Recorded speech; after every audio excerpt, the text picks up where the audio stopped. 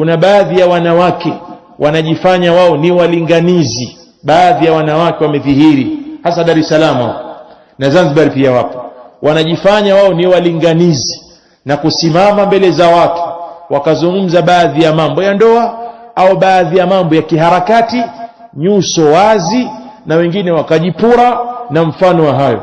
Hii sio kazi yao katika sura hiyo wanakwenda nayo, na huu ni ikhwani kuwafanya kwamba wanawake wana musharaka katika jambo hili.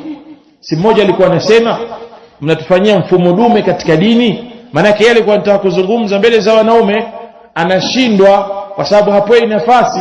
Kwa hiyo anaona kwamba wanaume wanaleta mfumo dume katika dini kwa sababu wanawake wana haki ya kuzungumza popote na eneo lolote.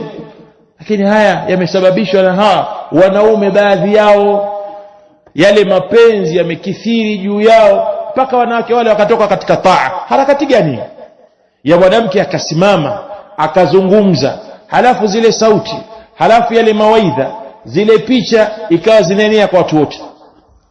Mke wa mtu mwingine kajipurapura au kavaavaa, anazungumza, anacheka, anatoa maneno, anamshahisia.